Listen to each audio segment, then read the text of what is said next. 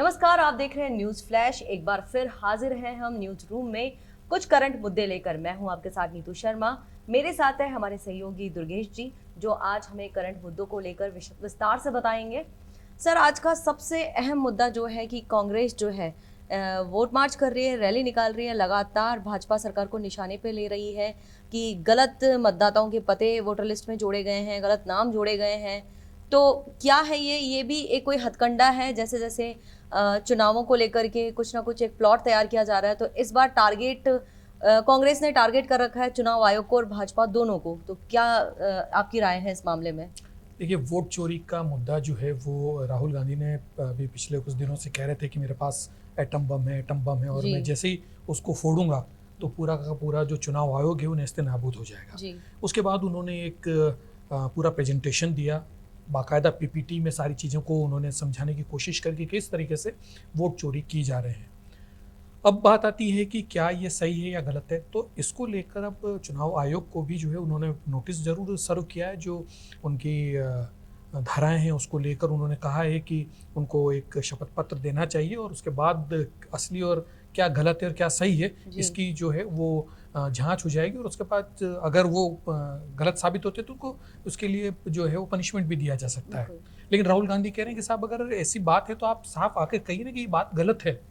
आप उस प्लेटफॉर्म्स पर आइए, चुनाव आयोग को कह रहे हैं, उनका सरकार को हम जो है वो टारगेट नहीं कर रहे हैं। हम चुनाव आयोग को कह रहे हैं कि भाई ये गलत है। अगर इस तरीके का अगर हुए हैं और चुनाव आयोग इसमें अगर इन्वॉल्व है, उनके लोग बाग अगर इसमें इन्वॉल्व है तो ये बहुत बड़ा मामला है। इसी को लेकर आज अगर हम राजधानी जयपुर की बात करें तो जयपुर में भी जो है मार्च निकाला गया पीसीसी से लेके और शहीद स्मारक तक। और इसके अंदर सबसे बड़ी बात है एकता और देखने को मिली। गहलोत साहब उसमें थे, सचिन पायलट थे, प्रताप सिंह खाचरियावास थे, टीकाराम जूली थे, गोविंद सिंह डोटासरा थे। उनके नेतृत्व में खैर क्योंकि पीसीसी के चीफ हैं तो उनके नेतृत्व में होना चाहिए।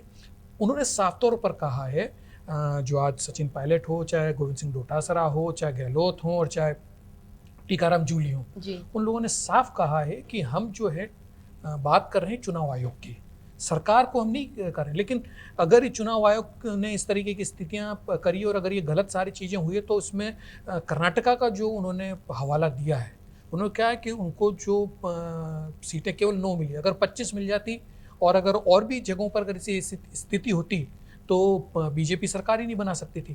तो इसलिए वो कह रहे हैं कि जो मोदी जो है वो चोरी के वोट से बनी हुई सरकार है, मोदी की सरकार। अब उसको लेकर जो है वो एक आंदोलन के तौर पर इस चीज़ को खड़ा करने की कोशिश कर रहे हैं।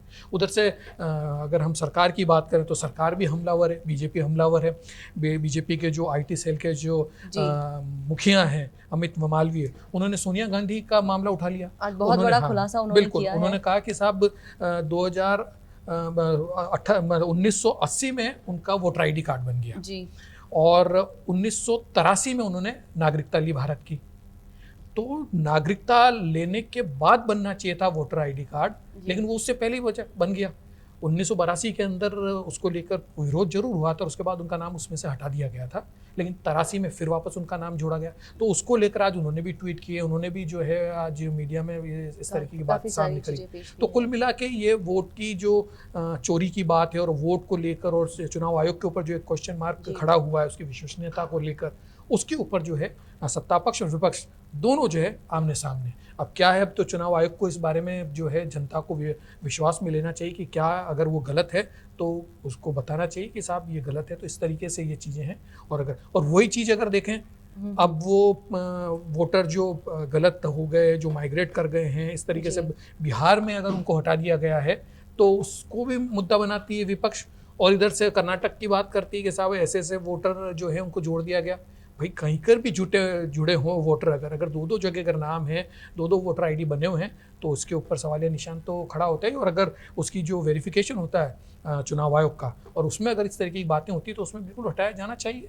बिल्कुल ये चीज़ है।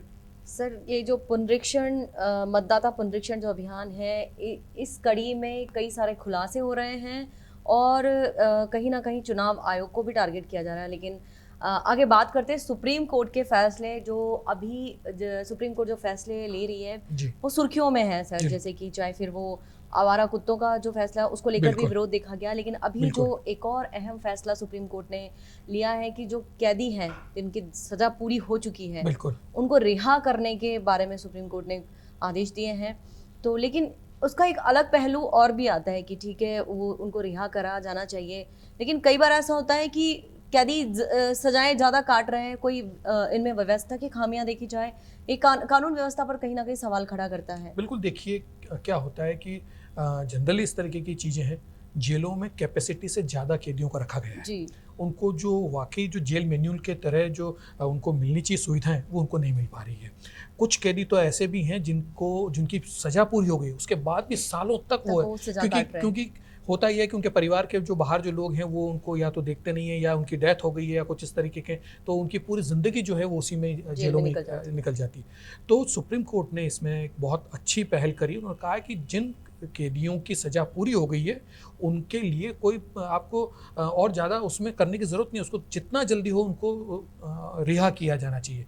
देखिए, इससे दो तीन बहुत बड़ी बात, एक तो कानून के ऊपर लोगों का विश्वास बढ़ेगा, दूसरी बात ये कि अगर उनकी सज़ा पूरी हो गई है तो उनको बाहर निकलने का मौका मिलेगा, और सबसे बड़ी बात है कि वो हर आदमी को जीने का अधिकार है, तो उनके अधिकार की रक्षा होती है। और दूसरी बात ये कि जिस तरीके से जेलों में स्थितियाँ हैं, कैपेसिटी से मच ज़्यादा लोग हैं। अब उसको परसेंटेज में तो कम बयां करें, लेकिन हर देश के जितने भी जेल हैं उनमें उनकी कैपेसिटी से ज़्यादा लोगों को भरा गया है, ज़्यादा कैदी हैं।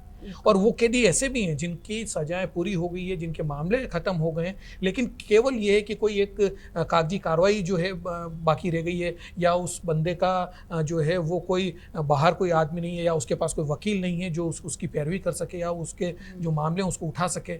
और जेल में अगर वो मामले उठाता भी है तो वो उसकी सुनी नहीं जा रही है। तो ऐसे कई मामले, सैकड़ों मामले ऐसे संज्ञान में आए। तो इसलिए सुप्रीम कोर्ट ने कहा है कि जिसकी भी सजा पूरी हो गई है उसको जीने का पूरा अधिकार है, तो उसको उसका अधिकार मिलना चाहिए, जल्द से जल्द उसको रिहा करना चाहिए। तो ये ऑफिस वाला जो सिस्टम है ना, इसके ऊपर कहीं न कहीं उसने, जो सुप्रीम कोर्ट है, उसने एक लगाम लगाने की कोशिश करी। एक सबसे बड़ी बात और जो सुप्रीम कोर्ट ने कही है, दिल्ली और एनसीआर के जो लोग हैं उनके लिए बहुत फ़ायदे की जगह बात है। देखिए, दिल्ली में क्योंकि पॉल्यूशन इतना बढ़ गया है कि हम देखते हैं कि फॉगिंग करानी पड़ती है, कई बार पानी से छिड़काव करना पड़ता है, और पराली जब जलती है तब तो और भी ज़्यादा स्थितियाँ खराब हो जाती है। मतलब सांस लेने की स्थिति नहीं होती है, 400-500 तक जो है वो पहुंच जाता है उसका पोल्यूशन का जो आंकड़ा है। तो इन सारी चीज़ों को देखते हुए सुप्रीम कोर्ट ने जब ये सारी चीज़ें देखी, क्योंकि सरकार ने जो है जो डीजल की जो गाड़ियाँ हैं, डीजल के जो वाहन हैं, उन पर 10 साल टोटल उन्होंने उसकी क्राइटेरिया कर दिया कि 10 साल के बाद का जो अगर वाहन है डीजल का, वो दिल्ली और एनसीआर में उसकी प्रीमाइसेस में नहीं आ सकता, और ऐसे पेट्रोल 15 साल के। तो इसके ऊपर जो है इवन जो हमारे कई लोग हैं जिनमें सुप्रीम कोर्ट के लॉयर हैं, उन लोगों ने भी कहा कि साहब मेरी गाड़ी है वो जो है 2000 किलोमीटर ही चली पिछले 10 साल में, अब उतनी गाड़ी चली नहीं तो वो उसका जो कार्बन उत्सर्जन है वो इतना तो है नहीं, उतना नहीं है। पहले की उन्होंने भी जो है वो दलीलें दी कि पिछले सालों की अगर बात करें तो 50 साल पुरानी गाड़ियाँ चलती थी, तब ऐसा नहीं होता था। तो केवल गाड़ी और डीजल और पेट्रोल को ही दोष दे देना ये बिल्कुल ठीक नहीं है।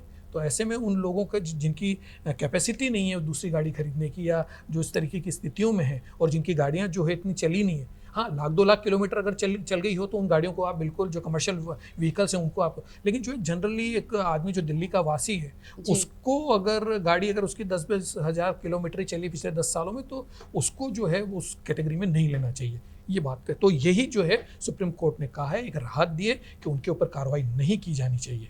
तो अब सरकार को अब ये फैसला लेना पड़ेगा कि अब किस तरीके से इस मामले को देखते हैं, क्योंकि सुप्रीम कोर्ट ने खुद ने जो है संज्ञान लिया है। सर, अब बढ़ते हैं विदेश के मुद्दों को लेकर। जो हमारा शत्रु जिसे कह सकते हैं, पड़ोसी देश, तो कई, क्योंकि उनकी कायराना हरकतें ऐसी हैं कि जिन्हें मित्र कहने में शर्म आती है। लगातार उनकी बयानबाजी चालू है, कहीं ना कहीं उनका डर और कायरता साफ दिख रही है। आज पाकिस्तान के जो पीएम हैं उन्होंने ये कहा है कि कोई भी एक बूंद भी पाकिस्तान से नहीं ले सकता है, जो जल संधि है।